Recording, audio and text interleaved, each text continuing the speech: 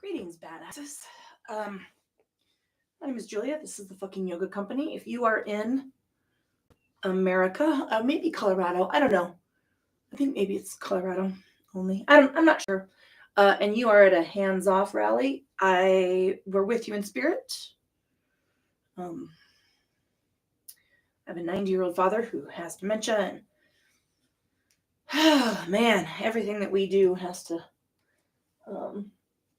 account, or we have to account for his care. I have a weird smell. Could it be me? No, it's not me. Well, it might be me. Who knows? Anyway, hi. This is beginning yoga.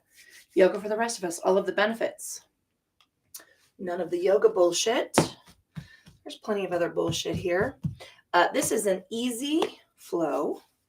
Today we're going to work on triangle pose, Trikonasana. And the transition between standing there and getting into Trikonasana. Let's see. Let me start my timer. There we go. I'm going to, I think I fixed the error. So yesterday my YouTube crapped out in the middle of a flow. And so I had to real quick start it over, and fingers crossed, we've got this shit on locked down. Otherwise, there's some other things we can try. I'm going to go bright-eyed and bushy-tailed. I'm on my Spotify playlist, which is, my profile is the THEEFFING yoga. And I did not put the link in the description because I'm not that far ahead of the game. Hey, you know what? I got up early. I did the things that the beard asked me to do because I didn't do them yesterday. That's on me. And hopefully this all works. Oh my goodness. So if you're out fighting the good fight in person, I hope you're warm. I hope you're safe. And I hope you feel emboldened and empowered and charged by the people around you.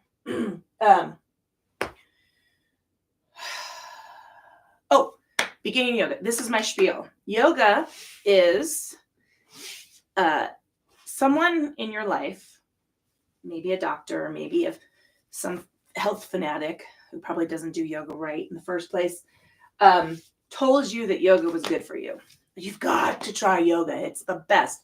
In fact, my husband convinced me to start Jack Ryan with, what's his name? Very tall man, married to Emily Blunt. Anyway, the first 2 freaking episodes of that show is everybody telling him, you should try yoga. I wanted to scream. Because there's no, they're saying try yoga. There's no understanding of what his injuries are. They don't know what his problem is. They just know he tweaked his back. And they're like, oh, you should try yoga. It's so good for you. It might not be. I have a lot of clients who I help come out of injury that they got in yoga. So it's not the end all be all, people. My yoga is the end all be all. But I would love for you to try Pilates. Get to a reformer class and get strong, and then come to mat Pilates, or come to mat Pilates and give it a try, and just know that it's going to take a little bit longer to really get the groove. And then yoga and Pilates, right? The fucking yoga company, and calisthenics, all the things I offer you are meant to work like this. Anyway, where was I going with this? Yoga is a process. It's a long process of getting to know your body again, and developing this relationship that we used to have when we were kids, right? We were really in our bodies, and I don't know how better to say that, but we were. And then we spent a lifetime conditioning ourselves to ignore our bodies, and that's where we lose track, right? of the value of this thing, this mechanism that carries us through our lives. We don't appreciate it, and we don't treat it well, and we berate it, and we start this confrontational and combative relationship with it. That hopefully here at the Fucking Yoga Company, we will learn to release, and we will learn to embrace, and we will learn to understand and listen to the body. That being said, the body is yoga. Let's see, where do I want to go with this? The body's warning system that you are going to injure yourself or have injured yourself is pain. And 99.9% of the time, I'll go to 99%. I'll give myself 1%. When I work with clients one-on-one, they are doing too much. They are going too far. They have this image of yoga from the magazines or some supermodel or freaking, I'm going to call out the J-Lo for doing it in her movie, where the yoga is shit, right? They have this idea that that is what yoga should be, and they're trying to do it, right? Yoga doesn't look like that for everybody. It doesn't, first of all, it's not the same for everybody.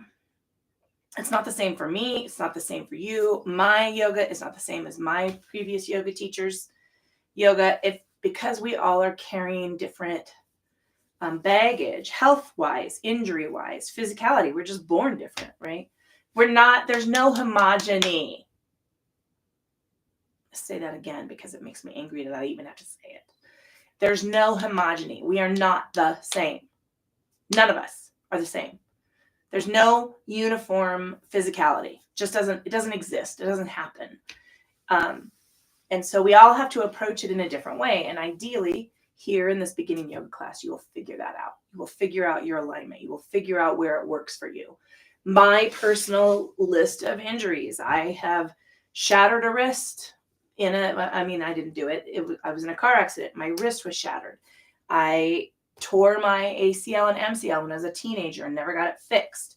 I fell and shattered my ankle, and I still have 2 screws in that, right? So and then those injuries play out with the way we do things and the way we travel through the world. And so we're already building some imbalance and some out of whackness. And then that doesn't even take into account like what we do. What do you garden? Do you snow ski? Do you hike? Do you play tennis? Do you golf? All of those things, right, are repetitive motion habits that we do. Driving creates imbalance, right? In America, no, I think it's everywhere. I was going to ask. We all push the gas with our right foot and push the brake with our right foot. We all clutch with our left foot if you drive stick shift. For those of you who've never driven a stick shift, it's a manual transmission vehicle, and it requires all of your, both of your legs and your hands and I guess it requires all of your appendages. Anyway, all of those things, the way we do dishes. Do you sew? Do you quilt? Do you write? I'm a writer. Do you work at a desk? Do you stand at a desk? Do you sit at a desk? Do you stand up all day? Were you a teacher? I was a teacher for fucking 12 years. And I stood on, concrete under carpet. I was an air traffic controller for another 12 years, and you sat most of the time. There are all of these things that we do, right, in our lives that play on our physical form, and we do not appreciate that process. We don't count it as things we're doing to our body. We don't, because it's not a workout, quote unquote. And so we need to take all of those things into account as we're moving on this, on the mat. And so the goal in beginning yoga, right, is to find your healthy alignment. How you will stand comfortably. I have to make all kinds of adjustments, and I do it automatically now, right? Because I've been doing yoga for so long. But the goal as a good an educator is to help you figure it out. And I know it's not ideal. I know we're not in person, but Jesus Christ. I don't want to be in person right now anyway. So let's do this. So pain. Pain is your warning sign. If you're feeling pain, you got to come out of it. You got to come off, right? You're not bending so far. You're not extending so long. And there's a face you'll make. You can feel it. It's that I need Botox face where you're scrunching up your face. That's a surefire sign. And when you find the sweet spot, when you adjust your posture, your position, your foot, your leg, the extension, whatever, you will find that spot. And that is healthy alignment. And you will go, your face will do this without fail, and you will make some sort of sound. Usually it's a sound. Sometimes it's a laugh or a giggle. Sometimes it's a sound. I don't know. You invariably will make a sound. It happens every single time. And that is the moment that you have found healthy alignment for you, where you can make some change. And change happens so slowly. Come on, people. There's no instant fix. There's no instant fix. And any instant fix that anybody's selling has not fun side effects. And so that's the next little tidbit in beginning yoga. It's the long con. We're making small changes over time to improve our mobility, right? And flexibility and mobility are two different things. Flexibility is the length of muscles, and mobility is your movement, right? How is your joint and muscle working together? We want to make sure that both of those things are working in concert. There's no glory. I will die on this hill. There's no glory in being able to touch your toes to your nose. There's none. There are poses. There are yoga poses that don't have any physical benefit. They are all ego. And anybody who's trying to do those, like all of us normal people trying to do those, are going to hurt ourselves, right? So yoga is not a competitive sport, and it's not performative, right? There are a lot of people that I see do yoga that I want to scream and slap them upside the head. So patience, kindness, and grace towards yourself, towards this thing that is our body, and understand that it is us. This is us, right? It's not our enemy. It's not doing it on purpose. In fact, it's working very hard for us on purpose, which it's compensating for a lot of stuff without us even knowing it. So beginning yoga, woohoo! We're going to take it in baby steps. Today we're working Trikonasana. We're going to talk about longitude and latitude, lengthen, shorten, widen, narrow. Those are the geographical directions on the mat. And let's do this. So we're starting in comfortable seated position, which is a great place to start. And seated position might not look the way it looks for all of us, right? It might extend, the legs extended out in front of you. Staff pose, right? This is staff pose. One leg out, one leg in is modified Z-sit. Sorry, I just lost my train of thought. Or you can join me. Let's stop here for a moment. I skipped something. Staff pose. If you're feeling tension in the back of the legs, or you're feeling a tug on your low back, put a pillow underneath your legs. Roll a blanket behind your knees. Something. I have some bolsters over there that I don't really enjoy, but I'm going to be using them. One leg out, one leg in. Modified Z-sit. You control the length and stretch in this leg by moving your angle of leg extension left to right. If your knee is really high, it might be. Grab a pillow, grab a blanket, put something underneath that leg So you can relax it towards the mat, or you can sit in comfortable seated position. I had to think about what this was. It's just going to be that kind of day.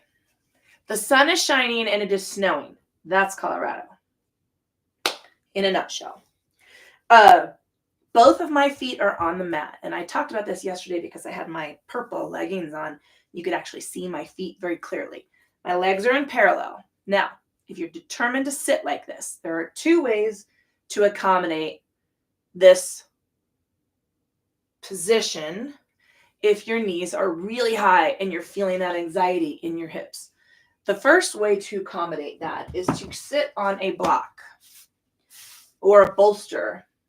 They have these round bolsters, yoga bolsters you can use. If you sit on a block, you're going to change the position of your hips and look. Whew, you can relax in this position. Your knees are going to sit on the mat and you can really relax here, right? Your legs are already down. What you've done is you've compensated for that tightness by lifting up your pelvic cradle and letting your knees fall where they're going to fall. Okay, so that's one way of accommodating this position. If you're just determined to do it, some of you might have ignored everything I just said. That's okay, except for the pain part. The other thing that you can do is grab a blanket or a pillow and tuck it underneath the knees and just give yourself that place to rest your leg, right? Yes. All right. So we're going to start in comfortable seated position, pulling our attention and awareness. I got to slow down. Pulling our attention and awareness from the external to the internal to take a scan of the body, checking in the state and quality of the physical form. How did you sleep? What have you done all week? What is playing out on your body? Where are you tight? After yesterday's Vinny Flow, I feel really good. I slept a little wonky. That's okay. I'm sleeping. If you sleep well, do not take that for granted. Every night you sleep well, I want you to lay in bed for about 5 minutes before you get up and think, wow, I slept really good. My bed is really comfortable. The blankets feel amazing. My pillow feels good. And I feel great. Acknowledge it because they can be few and far between. Sorry. That was a personal little rant. It happens. But if you're feeling tension or tightness, where is that happening? Just note it. Don't judge it. Don't own it. Don't attach to it. Just be aware of it. Pulling that attention and awareness into the state and quality of your thinking. Are you bouncing around your to-do list? Are you feeling overwhelmed already? Have you allowed our self-righteous anger and rage and amazement and aghastness? There's got to be a better word for that, but I'm going to use aghastness. Bumping around, slide all that stuff off to the side, right? It's not going to do us any good for the next hour. We want to be here. It's actually 30 minutes, 45 minutes, but we want to be here on the mat without any other distractions. So let it go. There's nothing we can do right now unless you're out in the protest. And then you're this is not this. Sorry. All right. It's going to leak out. I can't stop it. And I'm not trying to. Pull that silence into the awareness of the breath. Now, traditionally in yoga, we breathe into and out of our noses. These two little holes, these nostril holes. If you can't do that, for whatever reason, just breathe. And I want you to be aware of how the breath is moving through the body. Your shoulders move, your chest moves, your ribs move, your hips move. All of these things are moving as we breathe.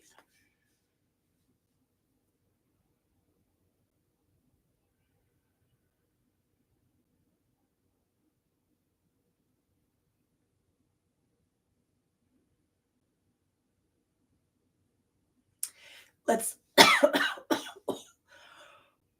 oh, excuse me.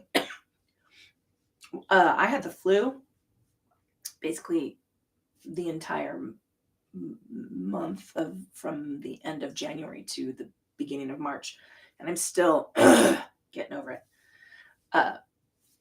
So don't mind me. Wash your hands, wear your masks, get your Tdap shots. Let's go science. Inhaling, let's slowly increase the length and balance of the breath. Excuse me. Wow. So let's slowly increase the length of inhale and match it to the length of exhale. And we're going to work balanced breath that way. So I want you to be mindful. It is much easier if you're breathing through your nose, but breathe however you can comfortably. Inhale. Exhale. And work on matching those lengths. Doesn't have to be the most strongest. That was a very rough sentence. Doesn't have to be the strongest breath. Doesn't have to be the longest breath. Just a little bit longer than your intuitive rhythm of breath.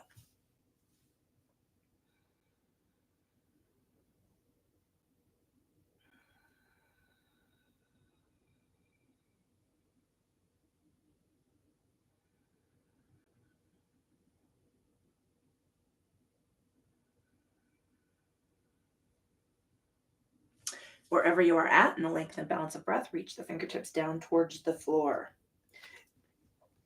With your next inhale, let's sweep these arms up and let them go. Slowly warming up, working through the breath, oxygenating the bloodstream so that they will deliver more oxygen to the body and brain.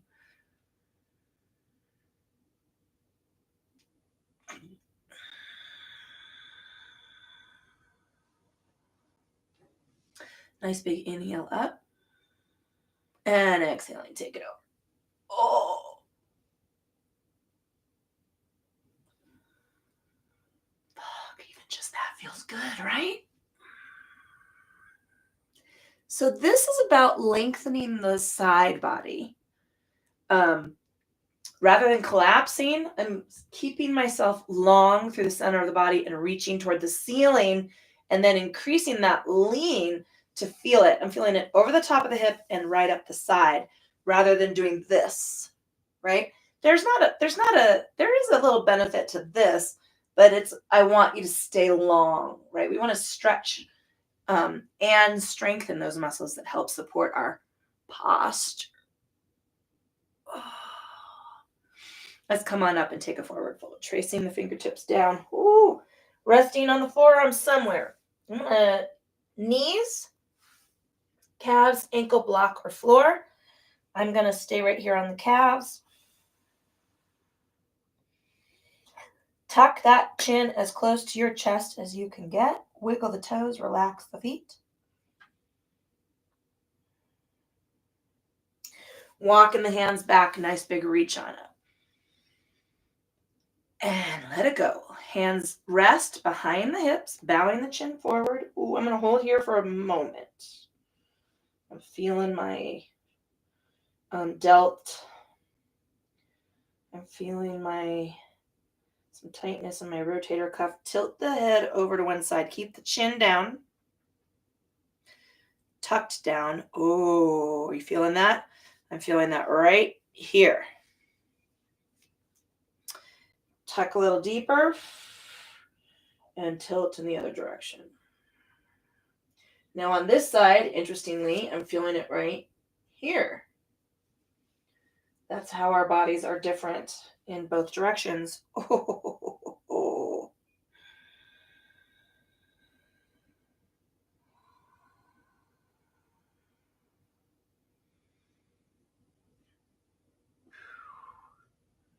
One more time.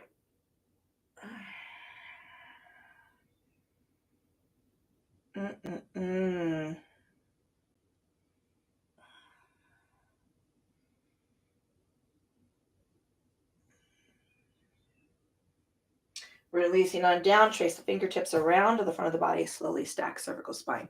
If you're sitting in something other than staff pose, let's swap the legs. Nice big reach on up. We're just going to go into cactus squeeze. So I'm dropping my elbows back and down.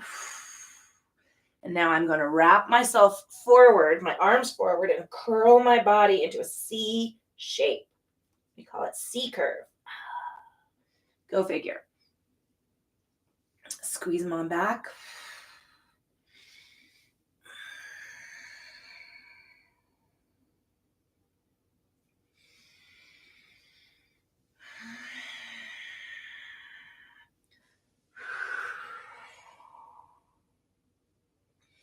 Inhaling up, exhaling down, coming on into a forward fold. Ooh.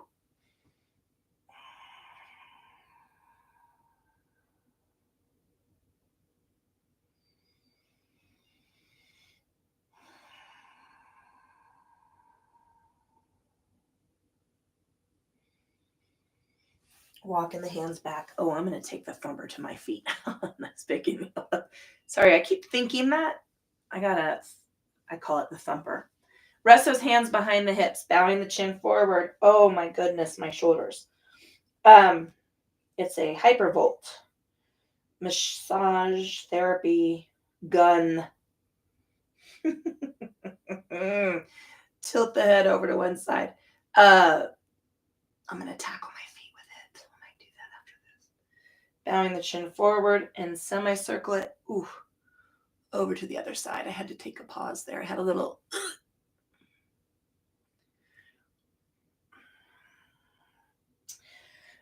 when I was in Metro State University going to get my aerospace degree, I had a teacher. Now I can't think of his name.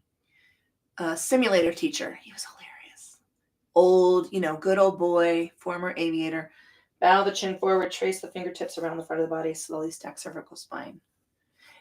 Hytham, you would know. You probably have a better memory than me. Anyway, he used to say three things that I use constantly. He used to say, I got a hitch in my giddy up.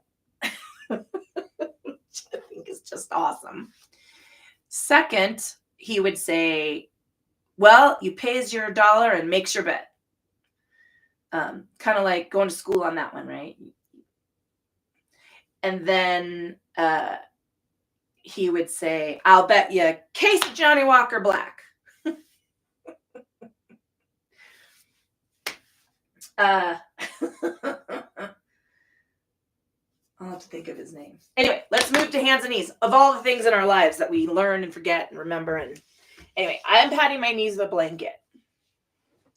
I like to fold it. I'm going to put two fists together. No. And sorry, I thought I had a message from somebody on Patreon.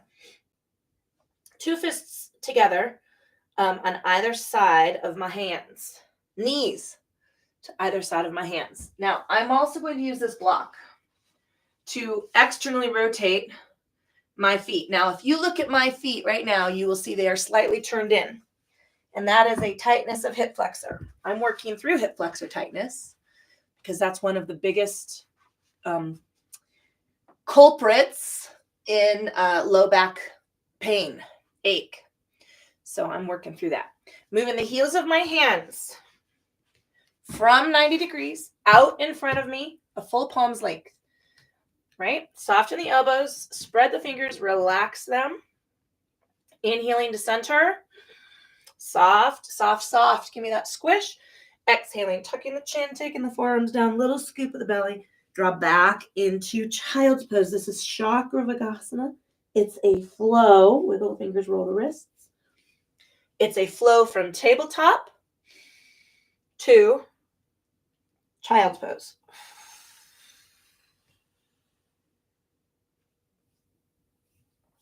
I'm wiggling my fingers. I'm going to roll my wrists. I'm going to make some fists.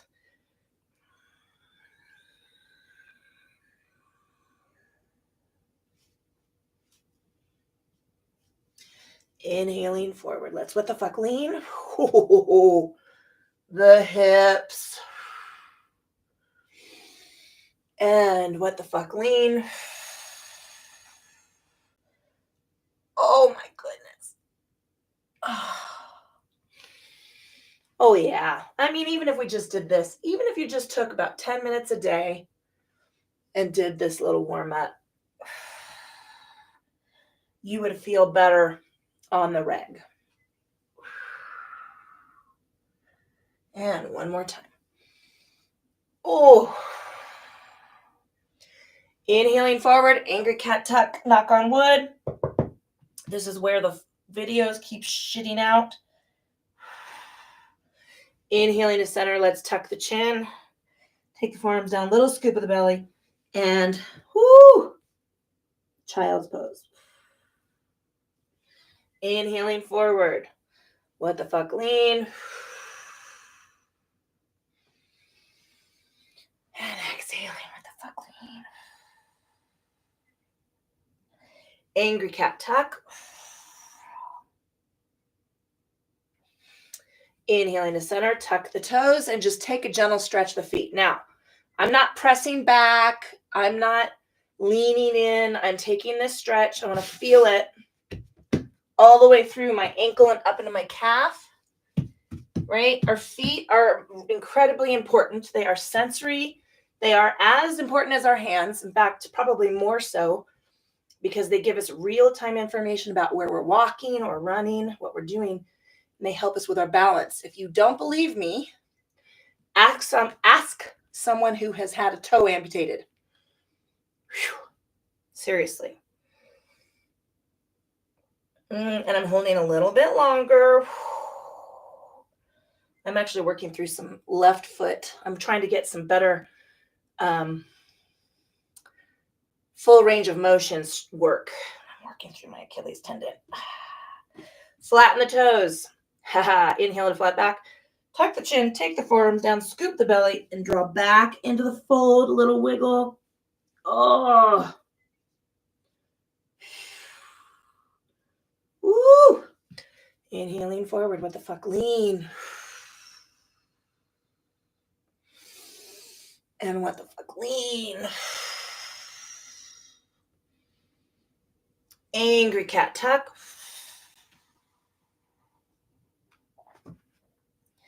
Inhale to flat back, tuck the toes, and take that stretch.